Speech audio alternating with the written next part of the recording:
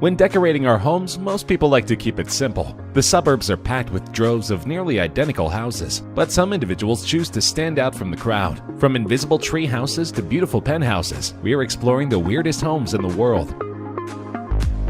If you're the kind of homeowner who values privacy, this is definitely not the house for you. Designed by So Fukimoto, the transparent house in Tokyo, Japan is the definition of an open floor plan. The three-story edifice features various levels of living space within the segmented structure that's great to just hang out on, as if you were perched atop a tree branch. Fukimoto said that he envisioned the structure as a variation on a treehouse, with room to be playful and spontaneous. The extreme openness of the design was at the request of the clients, a young couple with no children. In case you're wondering how the couple ever manages to get time alone, curtains were installed to provide temporary partitions that address the concern for privacy and separation at night. Of course, this house isn't for everyone, but because of the massive amount of press the house received, Fukimoto frequently gets requests for similar designs.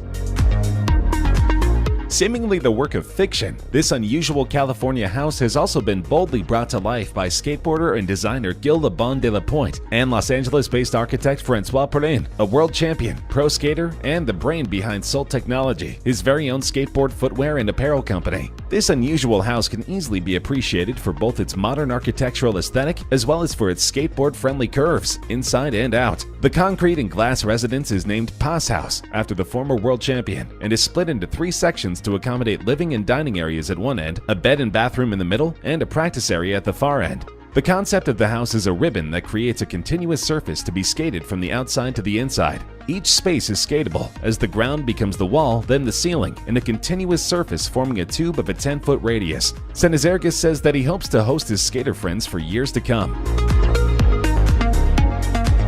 Warsaw, Poland is home to the world's skinniest house, which doubles as an art installation. Designed by Polish architect Jakub Szczesny, the Karet House in Warsaw is wedged inside a 4-foot crevice, described as a cushion of air between 2 buildings. The Karet House stretches over 30 feet tall, but is simultaneously only 28 inches wide at its narrowest point, thinner than a stovetop, and just 4 feet wide at its widest. The house was built for famed Polish-Israeli filmmaker and writer Edgar Karet. Karet said he was moved by the construction of the house, as his family hasn't had one in Warsaw for the past 70 years. At a press conference which took place in October 2012, Karet said that it was his first time that he'd come to Poland not as a tourist or a writer promoting a book. Then he was coming home. Though most people are not clamoring to live in such a cramped space, there's a long waiting list for this now famous home.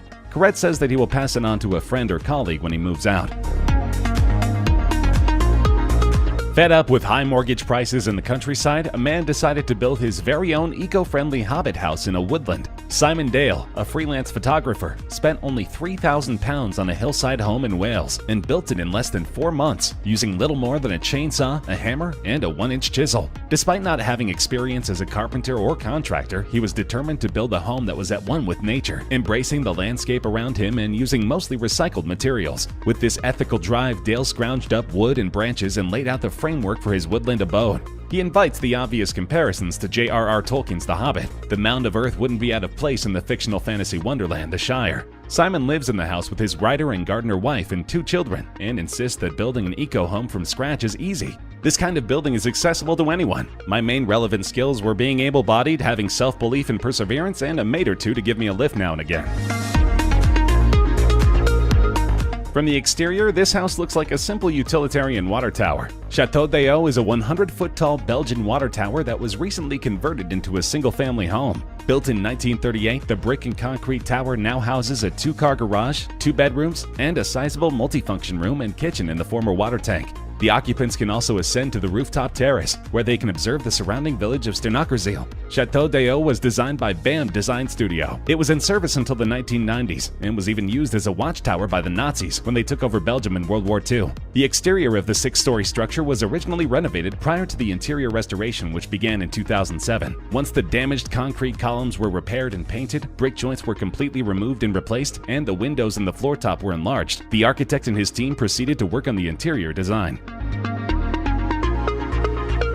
This Brooklyn penthouse was long considered unsellable. While the real estate was prime, agents had an impossible time finding a buyer. That is until 2017, when an unnamed buyer dropped $17 million on the apartment. It's a triplex penthouse in Brooklyn, a 633 square meter spread atop the landmark Clock Tower building. The building is a former cardboard box factory built in 1914. The incredible penthouse features 4.2-meter tall clock faces on every wall that allow plenty of natural light, while also providing amazing views of the Brooklyn Bridge and the New York Harbor. The jaw-dropping 6,813 square feet penthouse offers you a 360-degree view of the city, overlooking the Brooklyn Bridge and Manhattan. Its signature feature, however, are the 4 massive clocks, installed in 14-foot-high round windows on each wall. The 3-story apartment, with the ceiling going from 16 to 50 feet in height, also has a glass elevator running up its center.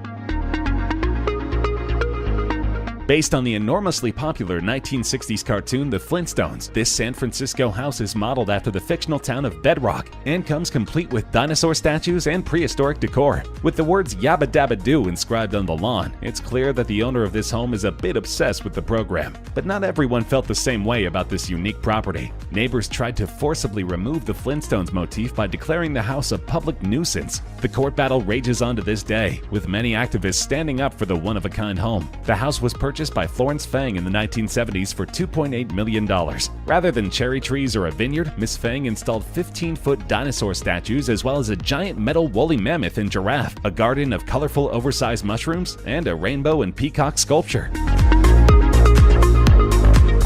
One California man took downsizing to a new extreme. Jeff Wilson, a professor at the University of Texas, converted a 6-square-foot dumpster into a fully functional home, complete with running water and kitchen. The environmental studies professor wanted to prove how simply people can live in such a compact space. It all started as a project that he began with his students. The idea was basically this: Jeff and his students would turn the regular dumpster into a sustainable home where he would then live for an entire year. On February 4, 2014, Jeff moved into what would be his home for the next year, a normal green dumpster. The first night, he slept in a sleeping bag on some unfolded cardboard boxes on the floor. The dumpster has come a long way since then. He added lighting, a new floor, and plenty of decorations to make it feel cozy. The project was a response to the lack of housing globally and the advent of the micro-housing movement in crowded cities like Austin. Somewhere in the megalopolis of Mexico City is one of the world's strangest homes. This particular home has a marine motif and resembles a seashell. The story goes like this: a young family tired of their conventional home yearned to live in something a little more integrated with nature. Their wish was granted by Javier Senocien of Senocien Arquitectos, a celebrated Mexican architect whose work is considered both pioneering and controversial in the field of bioarchitecture. Instead of a boring old practical square dwelling, they now live inside a giant psychedelic mollusk shell. Inspired by the work of Gaudi and Frank Lloyd Wright, the seashell house is dominated by smooth surfaces, spiral stairs, and natural plantings that make it feel like you're living inside a snail. The house design is very innovative, unusual, and audacious. Upon first glance, this structure is the result of an unfortunate crash landing in the jungle, but it's actually a hotel, and yes, you can stay in it. The fuselage, or the frame of an aircraft, is one of many accommodations offered by Hotel Costa Verde, a vacationer's dream resort nestled in Manuel Antonio National Park, located in Quepos, Costa Rica. Its many lodgings and amenities include not just the Boeing 727 fuselage suite, but also a restaurant carved out of another airplane, a cockpit cottage built out of an Aeropostale aircraft, and a railroad car turned restaurant. Staying here is not your run-of-the-mill hotel experience. The suite has an outdoor deck over each wing, one of which affords viewers sights of the jungle and the Pacific Ocean. The hotel is much more expensive than most lodging in the area, and it's easy to understand why.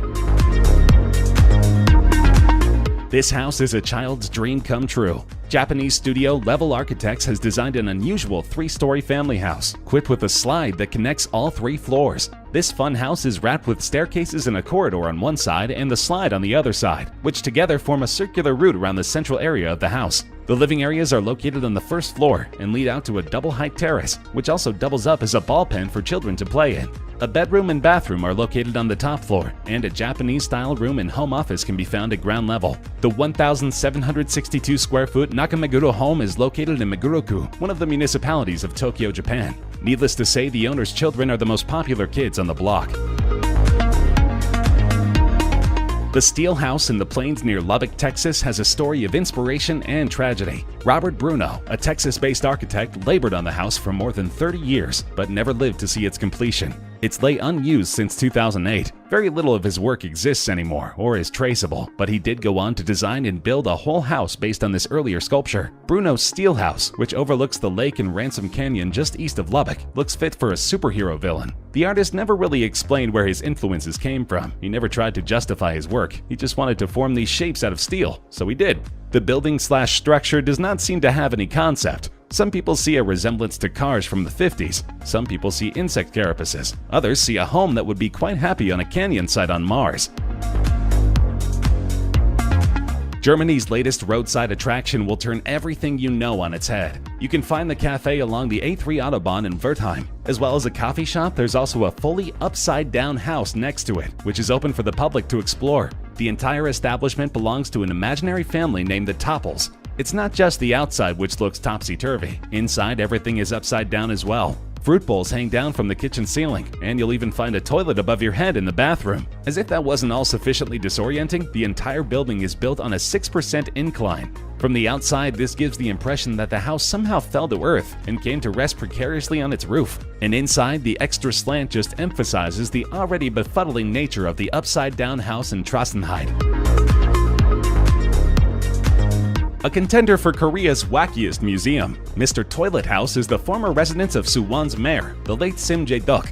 Appropriately designed like a toilet, it houses hilarious feces-related exhibits and a sculpture garden, as well as covering more serious sanitation issues. The museum is also an NGO established to improve public sanitation worldwide. Kids especially will love it, and there's a children's museum across the road with an observatory deck for viewing the toilet house. During the 1990s, the then mayor of Suwon City, Mr. Sim Jae-duk, was well known for promoting and beautifying South Korean public toilet culture. His passion for the potty was so rich that in 2007 he completely redesigned his house of 30 years into the shape of a toilet seat. Upon Mr. Sim's death in 2009, the house was donated to Suwon City, who converted the building to a toilet culture museum the following year in his honor. The toilet museum now serves as a testament to his legacy.